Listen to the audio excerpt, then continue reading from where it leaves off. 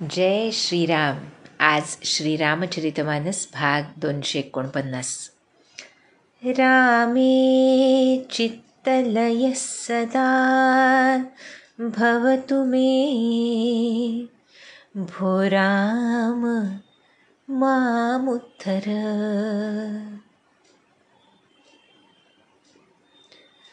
भगवच्चरणी चित्तलयासाठी जो प्रार्थना करतो तो त्या चित्तलयासाठी अनुकूल असलेलं घेतो आणि प्रतिकूल असलेलं टाकतो. अनुकूलस्य अर्जनम आणि प्रतिकूलस्य वर्जनम अशी त्याची वाटचाल सुरू असते. आणि या अनुकूलतेमध्ये भक्त संघाचं महत्त्व अनन्यसाधारण आहे हे आम्हाला श्रीरामांनी शबरी मातेला सांगितलेल्या नवविधा भक्तीत सांगितलं. सत्संगामध्ये खरं तर सर्व भक्ती अनुस्यूत आहेत आणि त्यामुळेच हनुमंतांसारखे भक्तोत्तम भक्तांचे अग्रणीसुद्धा ज्या वेळेला भक्त दर्शन होतं, भक्त भेट होते तेव्हा हरखून जातात.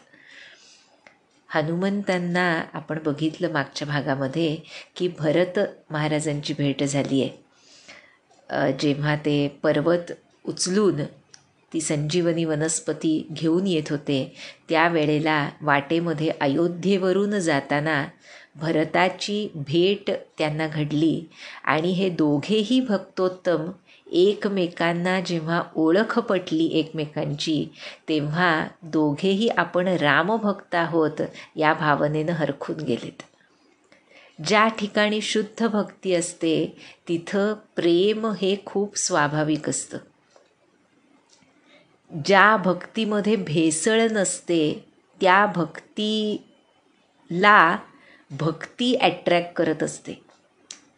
प्रत्येक भक्ताला उत्तम सत्संग मिळत असतो ह्याचं कारण त्याची भक्तीलाच ॲट्रॅक्ट करत असते आणि त्यामुळे ही भगवत कृपा अशा भक्तांवर होते आणि त्यांना भक्तदर्शन भक्तसंग घडतो. सत्संग हा हनुमंतांसारख्या भक्तांनासुद्धा इतका प्रिय आहे तर आम्ही त्यासाठी किती आटापिटा केला पाहिजे, किती कष्ट घेतले पाहिजेत, किती तळमळीनं सत्संग मिळावा यासाठी प्रयत्न केला पाहिजे हेही तितकंच महत्त्वाचं आहे. केवळ हरिकृपा असेल तरच संतसंग मिळेल असं म्हणून शांत राहून चालत नाही. हरिकृपा त्या तळमळीला प्रत्युत्तर देत असते. अनेकदा जरी कृपा कशावर बेस्ड नसली तरीसुद्धा त्या तळमळीचं महत्त्व खूप जास्त आहे आमचं अंतःकरण शुद्धीसाठी. आणि अंतःकरण शुद्धी झाली की हरींची कृपा जाणवायला लागते. अनेकदा असं होतं की संतसंग मिळत असतानासुद्धा आम्हाला त्याचं महत्त्व कळत नाही कारण ती हृदयाची मलिनता. पण ज्या वेळेला हरिकृपेनं साधनेनं आणि त्या तीव्र तळमळीनं अंतःकरण शुद्ध व्हायला लागतं त्यावेळेला त्या मिळत असलेल्या सत्संगाचं महत्त्व पडतं. आणि त्यामुळे इथे भरत आणि हनुमंतांच्या भेटीमधून आम्हाला पुन्हा एकदा हनुमंत सत्संगाचं महत्त्व सांगतायत. दोन भक्त एकमेकांना भेटतात तेव्हा ते उरतच नाहीत. खरं तर उरतं ते फक्त त्यांचं प्रेमास्पद आणि त्यावरचं प्रेम. आणि त्यामुळे या प्रेमानं हरखून जाऊन एकमेकांची प्रशंसा करणं हे खूप स्वाभाविक असतं. खरं ती प्रशंसा भक्तांची नसते, त्यांना त्याचं वावडं असतं. खरी प्रशंसा असते ती त्यांच्या भक्तीची प्रशंसा असते, त्यांच्या प्रेमाची प्रशंसा असते, त्यांच्या प्रेमास्पदाची प्रशंसा असते. त्यामुळे तुलसीदासांनी आम्हाला सांगितलं की मारुती आमचे प्रभूचरणांवरचं अपार प्रेम भरताचं बघून त्याची प्रशंसा करत पुढे निघालेत. आणि आपण बघितलं की इकडे लंकेमध्ये मात्र श्रीरामांच्या हृदयामध्ये कालवा कालव सुरू आहे. लक्ष्मणाला तसं मूर्छित बघवत नाही आहे त्यांना. लक्ष्मण कसं आहे हे आपण बालकांडापासून बघतो आहोत. अनेक ग्रंथांमध्ये ह्या शेषावताराचं अत्यंत सुंदर वर्णन आहे आणि त्याच्या इतका धडाडीचा, त्याच्या इतका उत्साही, त्याच्या इतका स्वामीभक्त आणि त्याच्या इतका शूरवीर दुसरा कोणीही असू शकत नाही. जसं सुंदरकांडामध्ये भगवंतांनी सांगितलं, पहा, माझा लक्ष्मण फक्त या सर्व तिन्ही लोकांमधल्या राक्षसांचा नाश करू शकतो. विभीषणाला, सुग्रीवाला सांगितलं त्यांनी तिथे, जेव्हा विभीषण भेटीसाठी आले होते तेव्हा. तर अशा रीतीनं हा लक्ष्मण आहे. आणि असा माझा लक्ष्मण असा जमिनीवर मूर्छित पडलेला प्रभूंना बघवत नाही आहे. आणि त्यामुळे प्रभू विलाप करतायत, पहा. उहा राम लक्ष्मण ही निहारी, बोले बचन मनुज अनुसारी. अर्धराती गई कपि नहीं आयवो, राम उठाई अनुज उरलायवो. लंकेमध्ये लक्ष्मणाला बघत त्याच्याकडे नजर खिळवून आहेत श्रीराम. आणि तुलसीदास आम्हाला म्हणतात, मनुज अनुसारी बोले बचन, म्हणजे सामान्य मनुष्याप्रमाणे बोलू लागले. काय की अर्धी रात्र होऊन गेली, अजून हनुमंत आले नाही, असं म्हणत श्रीरामांनी लक्ष्मणाला उचलून आपल्या हृदयाशी धरलंय. म्हणतायत, सकहुन दुखित देखी मोहि काऊ, बंधु सदा तव मृदुल स्वभाऊ. मम हित लागी तजेहु पितु माता, सहेहु बिपिन हिम आतप बाता. सो अनुराग कहा भाई, उठहु न सुनी मम बच बिकलाई. जऊँ जन तेऊँ बन बंधु बिछोहु, पिता बचन मन तेऊँ नहीं ओहु. सुत बित नारी भवन परिवारा, होहि जाहि जग बारहि बारा. अस बिचारी जिय जागहु ताता, मिलई न जगत सहोदर भ्राता. जथा पंख बिनु खगर अति दीना, मनि बैनु फनी कर बर करहीना. अस मम जीवन बंधु बिनु तोही, जऊँ जड दैव जीवावै मोही. जय हऊँ अवध कवन मुहुलाई, नारी हेतु प्रिय भाई गवाई. बरु अपजस सहते जग माही, नारी हानि विशेष क्षति नाही. अब अपलो कुसो कुसुत तोरा, सही निठुर कठोर उर मोरा.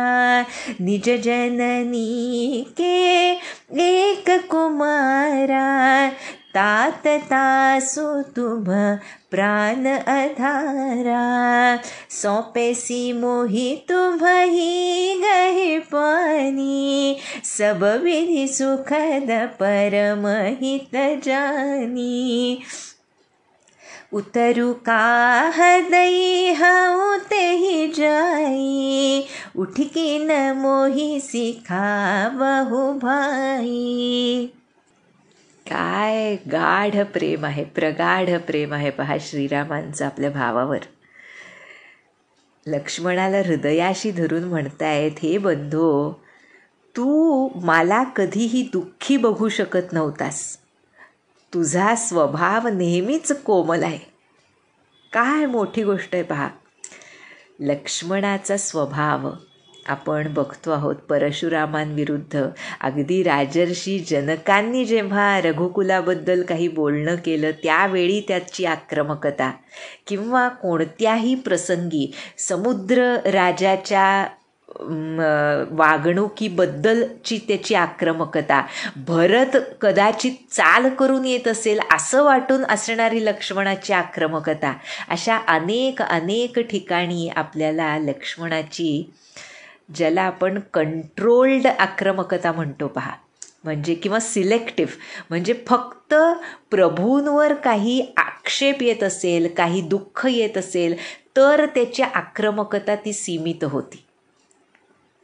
म्हणजेच त्या आक्रमकतेच्या पाठीमागे काय आहे तर प्रभूंबद्दल प्रगाढ प्रीती आहे, अति कोमल स्वभाव आहे.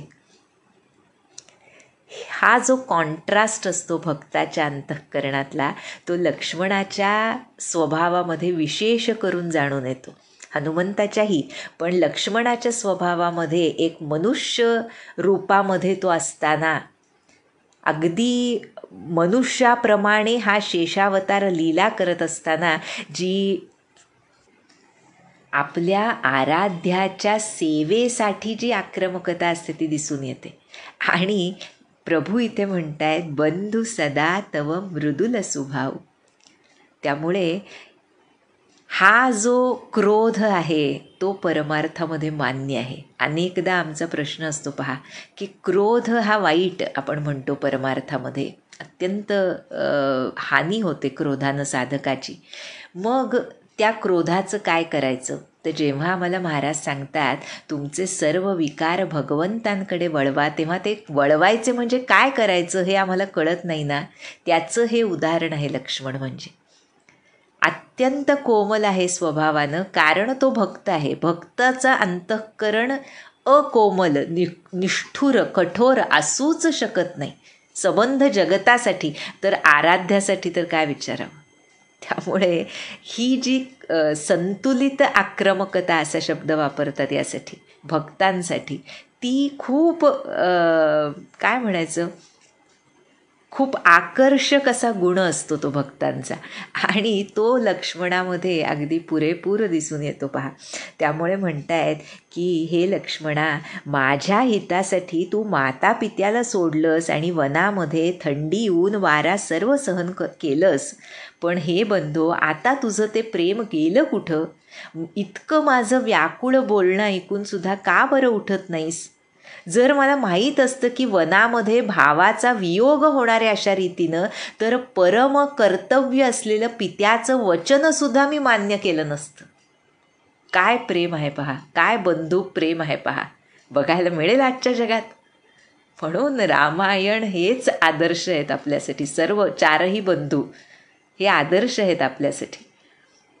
प्रत्येक गोष्टीतून त्यांच्या नात्यामधून आम्हाला लौकिक आयुष्यामध्ये ते शिकवतात. अलौकिक त्यानंतर आहे, आधी आम्हाला माणूस बनायचे म्हणतात ना संत. त्यामुळे श्रीराम म्हणतायत की पित्याचं वचनसुद्धा मी मान्य केलं नसतं जर तुझा वियोग होणार आहे हे कळलं असतं तर. पुढे म्हणतायत पुत्र, धन, स्त्री, घर आणि परिवार हे वरचेवर मिळू शकतात जगामध्ये आणि परत जातात सुद्धा, पण सख्खा भाऊ मात्र वारंवार मिळत नाही. असा विचार कर आणि हे बंधो जागा हो. माझं जीवन कसं होईल माहीत आहे का मला तुझ्याशिवाय? पंखांविना जसा पक्षी असतो, मण्याविना जसा सर्प असतो आणि सोंडेविना एखादा मोठा हत्ती असतो, ते अत्यंत दीन जसे होऊन जातात, हे बंधू जर दुर्दैवानं मला जिवंत ठेवलं तुझ्या विना तर माझं जीवनही असंच होईल. म्हणजे लक्ष्मणाचं स्थान काय आहे प्रभू श्रीरामांच्या आयुष्यात हे यातून दिसून येतं. पुढे म्हणतायत पत्नीसाठी प्रिय बंधूला गमावलं यानं, असं हे तोंड घेऊन मी कसा काय अयोध्येला जाऊ? मी जगामध्ये बदनामी सहन केली असती कोणतीही, की रामामध्ये शौर्य नाही की ज्यामुळे त्यानं पत्नी गमावली. कारण तुझ्या पुढे पत्नी गमावणं काही विशेष नाही. काय प्रेम आहे पहा. पण हे बाळा, सुत म्हटलंय पहा, हे लेकरा, पण आता माझं निष्ठुर आणि कठोर हृदय हा अपवादसुद्धा सहन करेल आणि तुझा शोकसुद्धा सहन करेल.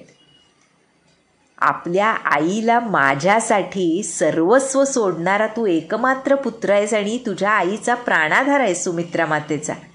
सर्व प्रकारे सुख देणारा आणि परमहितकारी आहेस म्हणून सुमित्रा मातेनं तुझा हात धरून मला सोपवलं होतं रे. आता मी तिला जाऊन काय बरं उत्तर देऊ? हे बंधू, तू उठ आणि मला समजाव ना, तू का समजावत नाहीस मला? काय खरंच ना.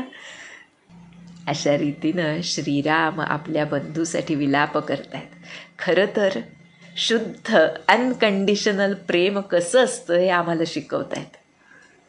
ज्या प्रेमामध्ये केवळ देणं असतं, त्याचं उदाहरण, त्याचं प्रतीक आहे लक्ष्मण. म्हणजे आय डाऊट त्याच्यापेक्षा मोठं उदाहरण असू शकेल. फक्त देणं देणं देणं आणि देणं ज्याला माहिती आहे, लक्ष्मण आणि त्याची पत्नी उर्मिला, यांपेक्षा मोठं उदाहरण असूच शकत नाही. त्यांच्या देण्यातलं प्रेम, त्यांच्या देण्यातलं प्रभुप्रेम ज्यानं जाणलं, त्याला खऱ्या अर्थानं प्रेम करता येईल. प्रेम काय असतं निदान कळेल. त्यामुळे इथे श्रीराम विलाप करून अत्यंत व्याकुळ झालेत. तुलसीदास म्हणतात, बहुविधी सोचत सोच विमोचन, स्रवत सलिल राजीव दल लोचन, उमा एक अखंड रघुराई, नरगती भगत कृपाल देखाई. बहुविधी सोचत सोच विमोचन. काय सुंदर लिहिलंय पहा. सर्वांना चिंतामुक्त करणारे श्रीराम स्वतःच अनेक रीतीनं चिंता करत होते म्हटलंय. कमळाच्या पाकळीप्रमाणे असणाऱ्या प्रभूंच्या नेत्रातून दुःखाचे अश्रुजल अखंड वाहत आहेत. आणि म्हणून शिवभगवान म्हणतात की हे उमा, रघुनाथ माझे अद्वितीय आणि अखंड आहेत. भक्तांवर कृपा करणारे माझे भगवान हे लीला करून मनुष्यासारखे वागत होते. बरं का. शिवभगवान आम्हाला प्रत्येक क्षणी प्रभूंचं निजस्वरूप काय आहे याची ओळख करून देतात, ह्याची आठवण करून देतात. म्हणजे त्यांच्या मनुष्य लीलांमध्ये वाहात जाऊन आपण त्यांना साधारण मनुष्य समजू नये, हा बोध आम्हाला शिवभगवान करत असतात. सद्गुरूंना परमात्म स्वरूप समजलो नाही तर सद्गुरूंच्या लीलांचा विपरीत अर्थ अगदी सहजपणे आमची माईक बुद्धी करते. त्यामुळे सद्गुरूंच्या प्रत्येक कृतीला त्यांची लीला समजून ते काहीही घडवू शकतात. विश्वनिर्माण, स्थिती आणि लय करण्याची ज्यांची शक्ती, त्यांना काय अशक्य आहे, असा शुद्ध भाव ज्याचा असेल त्यालाच सद्गुरू कृपा फळेल म्हणतात संत. आणि तीच आठवण आम्हाला इथे शिवभगवान करून देत आहेत. आणि पण लौकिकामध्ये हा प्रभूंचा विलाप ऐकवेना. प्रभू प्रलाप सुनिकान, बिकल भये बानर निकर, आई गयबु हनुमान जिमी, करुणा महावीर रस. प्रभूंनी लीला म्हणून केलेला हा विलाप ऐकून वानर समूह मात्र व्याकुळ झाला.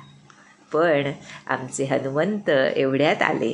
प्रभूंच्या नेत्रांमध्ये अश्रू कसे बघावेत त्यांनी, नाही का. त्यामुळे हनुमंत आले आणि पहा बरं, तुलसीदासांनी वर्णन काय गोड केले. करुणामह वीर रस जिमी, म्हणजे जणू करुण रसाच्या प्रसंगामध्ये हनुमंतांचा वीर रसाचा प्रसंग आला. म्हणजे वीररस संचारला जणू त्या सर्व स्थानी.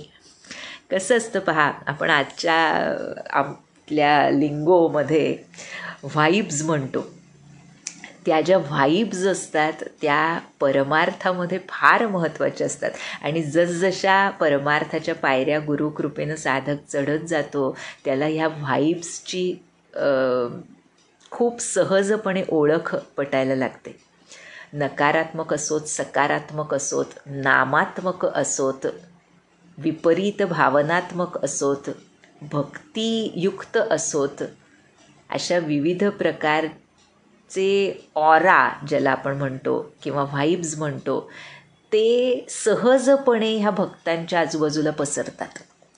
ते ज्या साधनेत असतील त्या प्रकारचे व्हाईब्स आजूबाजूला पसरतात. जर तो योगी असेल तर त्याच्या योगिक ऑरा जो असतो तो अत्यंत जबरदस्त असतो. म्हणजे त्यामध्ये शक्तियुक्त असं ते वातावरण असतं त्याच्या अवतीभोवती. जर तो ज्ञानी असेल तर त्या म्हणजे ज्ञानमार्गी, सर्वच ज्ञानी असतात भक्त, पण ज्ञानमार्गी असेल तर त्याच्या आजूबाजूला एक प्रकारची अननुभूत शांती असते. आणि जर तो भक्त असेल तर त्याच्या अवतीभोवती फक्त आनंद असतो. एक प्रकारची तरल शांती, पण ज्यामध्ये आनंदाच्या लाटा उसळत आहेत असं ते वातावरण असतं. आणि त्यामुळे इथे आमचे हनुमंत काय नाहीत, योगी आहेत, ज्ञानी आहेत, भक्त आहेत, वीर आहेत. त्यामुळे जिथे हनुमंत आहेत तिथे सर्व रसांचा संचार असतो. पण आता सध्या पर्वत उचलून आलेत ना, त्यामुळे वीर रसाचा संचार त्या जागी झालेला आहे.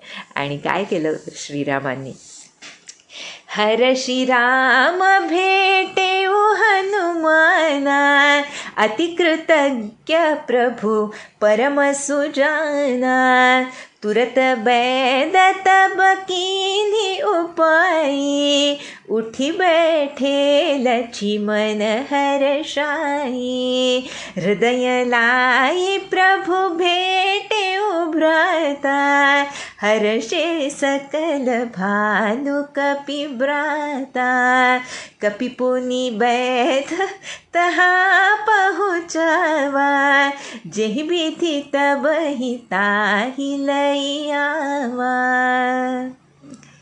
जेव्हा हनुमंत आले तेव्हा अत्यंत आनंदित होऊन हनुमंताला हृदयाशी धरलंय प्रभूंनी. लाय संजीवनी लखन जियाये, श्री रघुबीर हरषि उर लाये, रघुपति कीन्ही बहुत बड़ाई, तुम मम प्रिय भरत ही सब भाई. म्हणतो ना आपण हनुमान चालिसामध्ये, तो हा प्रसंग आहे. हनुमान चालिसामध्ये सर्व प्रसंग एकेका चरणामध्ये तुलसीदासांनी बसवलेत आणि अद्वितीय असं ते आहे, आपल्याला माहीतच आहे.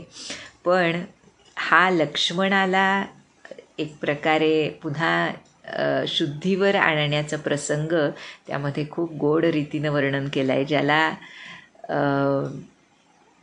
त्याची खोली जाणवते त्याला हनुमंतांचं महत्त्व, त्यांचं प्रेम, त्यांचं सर्व काही भावायला लागतं, आवडायला लागतं. सहस बदन तुम्हरो जस गावय, असं कही श्रीपती कंठ लगावय. हनुमंताला गळ्याशी, हृदयाशी धरलंय प्रभूंनी अत्यंत प्रेमानं. काय स्थान आहे पहा हनुमंतांचं. अनेकदा आपण बघितलं आहे, पण दरवेळेस ते इतकं तीव्रतेनं जाणवतं.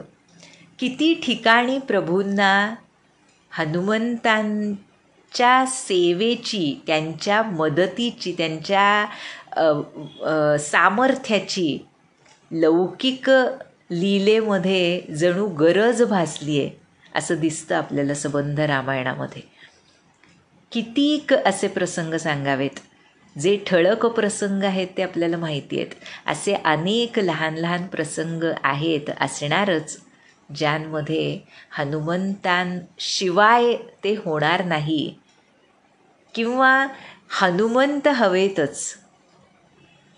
श्रीराम सीता लंकेहून परत अयोध्येत गेल्यानंतरसुद्धा जो कालखंड आनंदाचा त्यांचा गेला, त्यामध्ये सुद्धा हनुमंतांचं स्थान फार मोठं आहे, फार उंचावर आहे.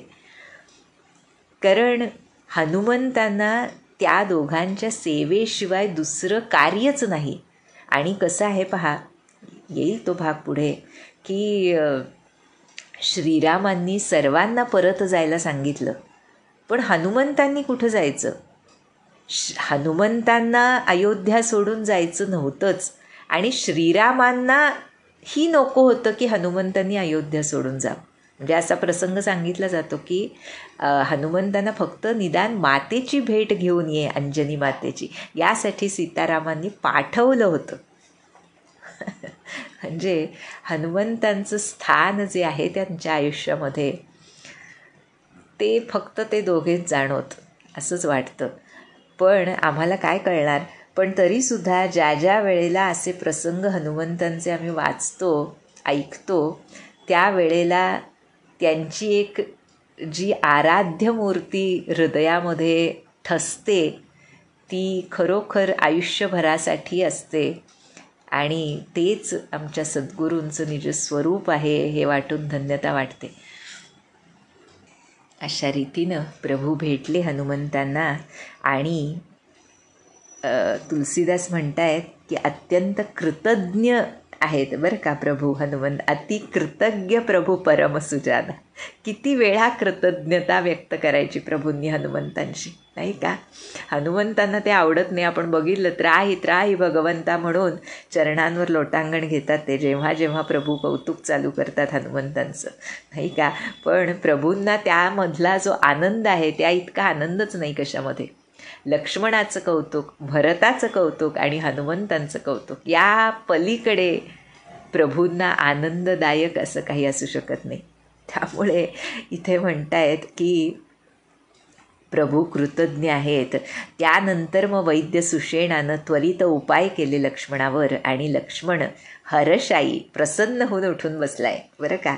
आणि मग प्रभूंनी लक्ष्मणाला हृदयाशी धरलं. सर्व अस्वल आणि वानरं आनंदित झाले आणि आमच्या हनुमंतांनी पुन्हा त्या सुषेण वैद्यांना पूर्वीप्रमाणे आपल्या घरी पोहोचवलं लंकेला बरं का. पण इकडे हा वृत्तांत ऐकून दशाननाची स्थिती काय आहे ते बघा. यह वृत्तांत दसानन सुनेऊ अति विषाद पुनि पुनि सिर धुनेऊ व्याकुल कुंभकर्ण पहियावा विविध जतन करी ताही जगावा जागा निसिचर देखिय कैसा मानहु कालु देह धरि बैसा कुंभकर्ण बुझा कहु भाई काहे तव मुख रहे सुखाई. ज्या वेळेला लक्ष्मण पुन्हा शुद्धीवर आला ही बातमी रावणाकडे पोचली तेव्हा अत्यंत विषादानं डोकं बडवून घेतलं रावणाने. म्हटलंय पुनी पुनी सिर धुने हो बरं का. आणि व्याकुळ होऊन कुणाकडे गेलाय, आपला दुसरा बंधू कुंभकर्णाकडे गेलाय. अनेक उपाय करून त्याला जागं केलंय. आपल्याला माहीत आहे कुंभकर्ण 6 महिने झोप असं वरदान ब्रह्मदेवांनी त्याला दिलं होतं. कारण हा जागा असला आणि खात राहिला तर जगात दुसऱ्यांना काही खायला मिळणार नाही. आपण बघितलं बालकांडामध्ये की असं वरदान ब्रह्मदेवांनी त्याला दिलं आणि त्यामुळे तो झोपायचा. पण अशा प्रसंग युद्धाचा येऊन ठेपल्यामुळे रावणानं त्याला विविध उपाय करून जागं केलं आणि कुंभकर्ण जागा होऊन उठून बसला. कसा दिसत होता तो, मानहु कालू देह धरी बैसा, जणू प्रत्यक्ष काळ शरीर धारण करून बसल्यासारखा तो दिसत होता. कुंभकर्णानं विचारलं उठल्यानंतर, हे बंधो काहे तव मुख रहे सुखाई, तू आज तुझं तोंड तुझा चेहरा असा सुकून का बरं गेलाय रावणा, सांग बरं. आणि हे विचारल्यानंतर कथा कही सब तेहि अभिमानी जेहि प्रकार सीता हरियानी तात कपिन सब निसिचर मारे महा जोधा संघारे दुर्मुख सुर रिपु मनुज आहारी भट अति काय अकंपन भारी अपर महोदर आदि कबीरा परे समर मही सबरन धीरा. जेव्हा कुंभकर्णानं विचारलं तेव्हा तो अहंकारी अभिमानी रावण सांगतोय सीतेचं हरण करून आणल्याबद्दल. तेव्हापासूनची सर्व कथा त्यानं सांगितली आणि म्हणतोय, हे बंधो, वानरांनी सर्व राक्षसांना मारून टाकलंय, मोठमोठ्या योद्ध्यांचा संहार झालाय, दुर्मुख सुररिपू मनुष्यभक्षक अत्यंत मोठे योद्धे, अतिकाय अकंपन महोदर असे अनेक मोठमोठे रणधीर वीर रणभूमीमध्ये मारले गेलेत. हे जेव्हा रावणानं कुंभकर्णाला सांगितलं तेव्हा काय म्हणतोय पहा कुंभकर्ण. सुनिद सकंधर बचन तब कुंभकर्ण बिलखान, जगदंबा हरि आनी अब सठ चाहत कल्याण. कुंभकर्ण अत्यंत दुःखी झालाय रावणाचं बोलणं ऐकून आणि म्हणतोय, अरे मूर्खा, जगदंबा जगत जननी जानकीचं तू हरण करून आणलंस आणि हे करून वर कल्याणाची इच्छा करतोस.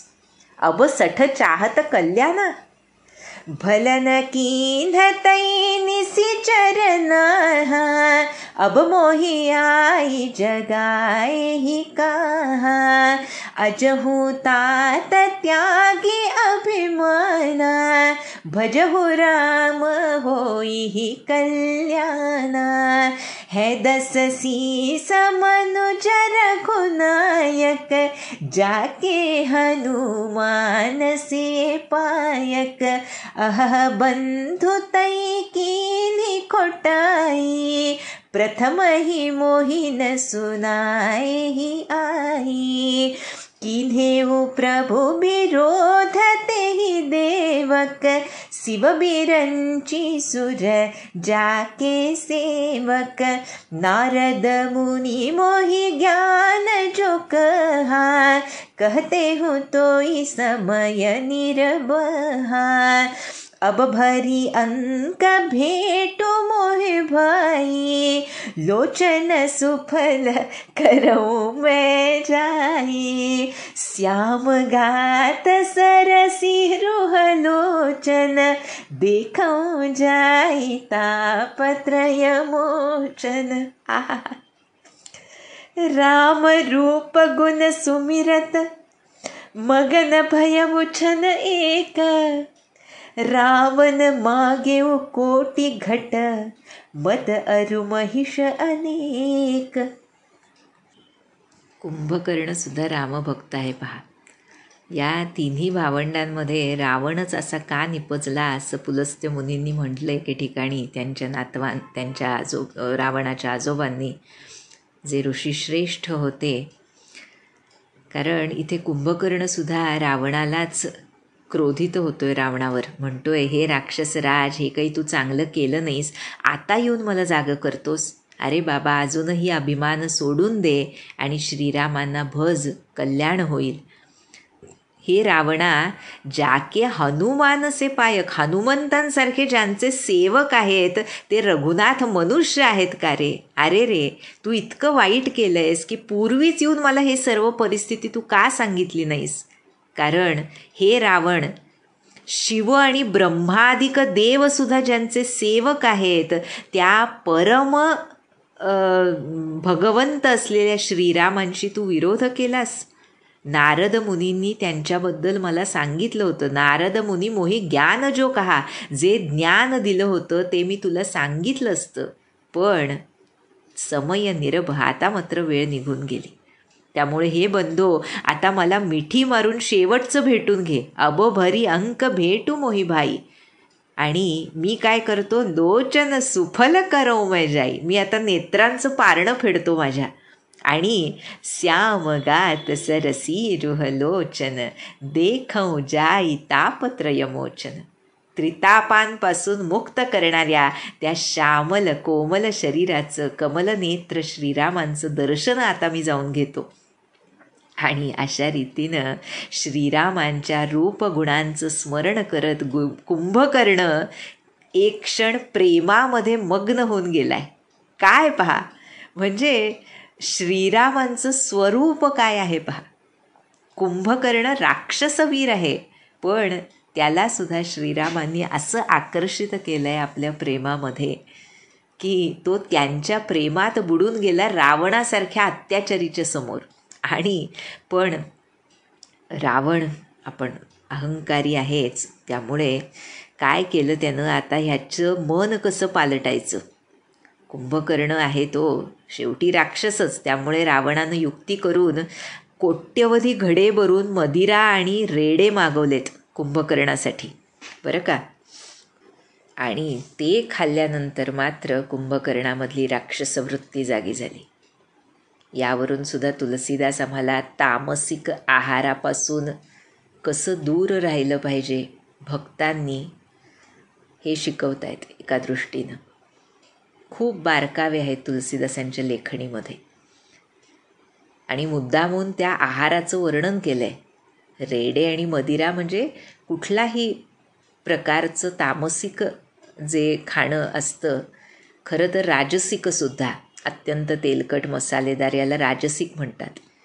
पण तामसिक जे आहे त्या खाण्यानं कुंभकर्णाची शुद्ध बुद्धी जी प्रभू प्रेमामध्ये मग्न होऊ इच्छित होती ती पालटली. आणि काय केलं त्यानं?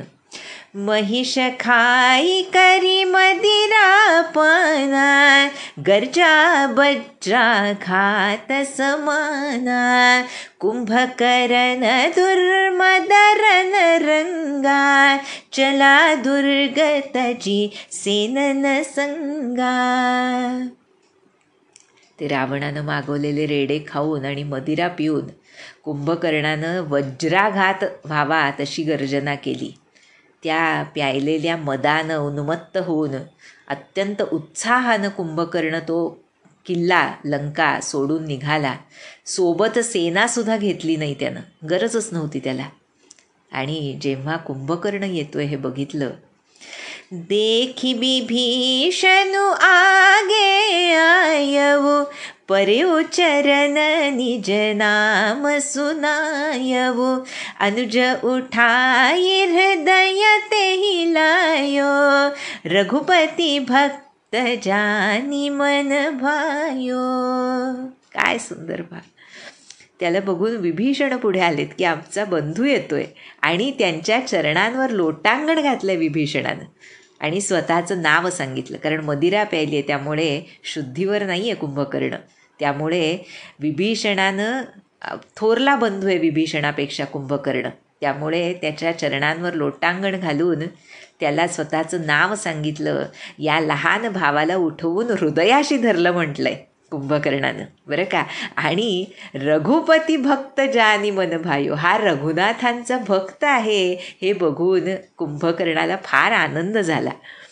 विभीषण म्हणतोय पुढे, तात लात रावण मोहि मारा, कहत परमहित मंत्र बिचारा, तेहि गलानी रघुपति पहि आयवो, देखी दीन प्रभु के मन भायवो.